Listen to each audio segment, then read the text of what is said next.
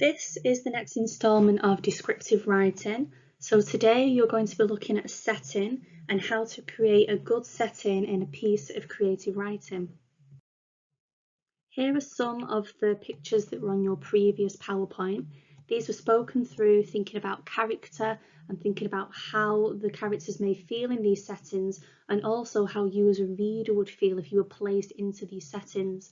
You may want to use one of these pictures when you get to the end of the PowerPoint, so keep note of them.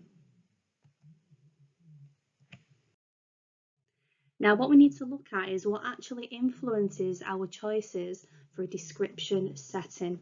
So what you need to think about is, does your setting have positive or negative connotations? So thinking about what you want your setting to be and how you want your reader to feel when they actually feel that character in the setting. What sounds can you hear in your chosen setting? How are you as a character feeling in this setting? Or if you've chosen to be a narrator, how does your character feel when they experience this setting? What are the colours that are in the setting? Remember that colours can be really important and they can really impact your mood. So thinking about the colours that you choose to wear, it could be the colours that you see outside, the colours that maybe you have in your home. They will make you feel a certain way, and that's exactly what you want to happen in your piece of writing. And the final one is what smells you might be experiencing in this setting. If any, you don't have to have smells in there. However, they can provoke a memory or they can trigger something that can add to the plot for your character. Now, ultimately, what we're talking about are senses. It might be at this point that you want to pause the PowerPoint, take down some notes and think about maybe what sort of setting you're going to create, and maybe if you're going to be a character or you're going to narrate your piece of writing. Now, these are the pictures that I've chosen to look at today. These are taken from The Hunger Games. It's probably a film that you've seen, and it's something that you could really focus in on how a writer has created their setting.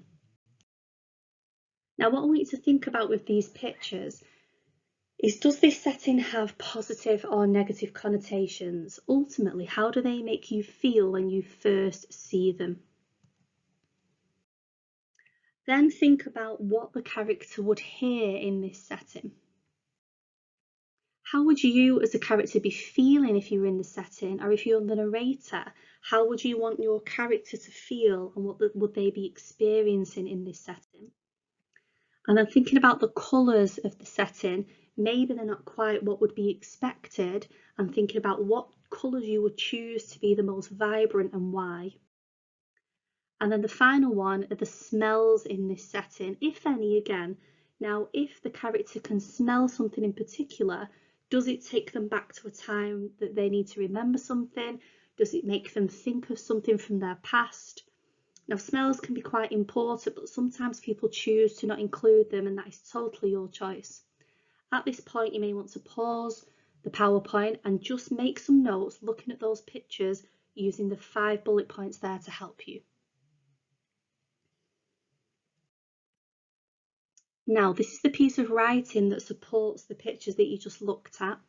What I'd like you to do is pause the PowerPoint, read through this slide and the next one, and just look at what the writer has chosen to focus on in terms of the senses, and see if any of them support what you've written down, or if you'd like to now take some ideas from this, then make some notes using these next 2 slides.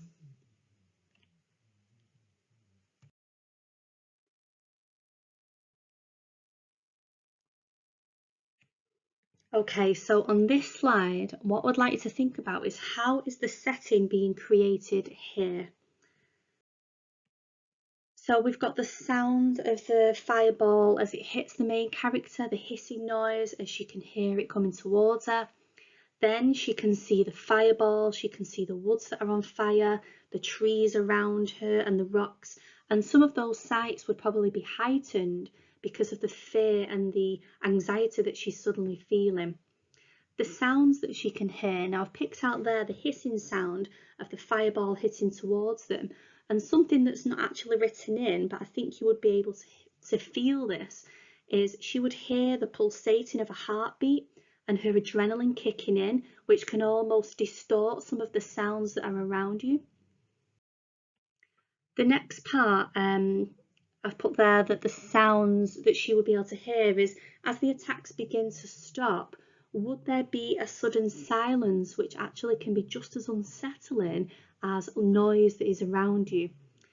She can see the destruction around her from the sudden hit, the fact that she has been injured, she will be able to see that, and she can see her blackened, crumbling hair where it has then been singed, and I've also included that in smell because that will be a very strong smell. Also there I've put about the taste, the fact that she feels suddenly that she's going to be sick, and then the salty tears that she will be able to taste that were streaming down her face I've also included. Now what I want you to think about for this slide is the pictures here are all different settings. Now just because they are pictures does not mean that your whole setting has to be about that picture. This is just a snapshot to really get you thinking. So if you don't want to use one of those pictures, then go back to slide 2. You could choose a picture from there, or you could choose a picture from one of the Hunger Games slides and use that for your notes. Now the snapshot picture, if you take for example the picture in the top left, the train station, it could be that in the train station it could be quite busy, it could either be empty, it could even be that suddenly there is a hissing noise and there is a fireball that hits the station and you then take some ideas from the Hunger Games. That is absolutely fine. It might be recently that you've read a book or that you've watched a film or a programme and you want to place your setting there and you take some ideas from there. It's absolutely fine to do that, and I think it was made clear in PowerPoint 1 that you should really try to do that to help your writing. If you look at some of the notes there on the right hand side, I've tried to get you thinking about what those settings would be like. They could be places that were loud and chattering or silent. There could be a lot of people. It could be cold. It could be scorching hot. It could be a crisp, fresh day. There could be lots of bodies around. It might be the robotic people that have got no, emotion on their faces. It could be that the place is full of emotion, but it's a day that you will never forget, and that setting is ultimately personal to you. So try and use some experiences and some ideas of your own that you've got. To start this, try to do a mind map beginning with the senses. And once you've got those ideas down, think about the Hunger Games piece of writing and how the writer embeds those senses through their pieces of writing. They don't use them as a checklist, they use them in order of how that character would be feeling and how they want you at home reading to feel as well. So nip back through the slides, have a look over the notes again, pick yourself a picture that you would like to write about and start making some notes about setting for the day that I will never forget. Try your piece of writing and ask somebody at home to read it for you and give you some ideas, and maybe go through and see where those senses come through and if a person at home thinks that your setting is really good. Okay, thank you.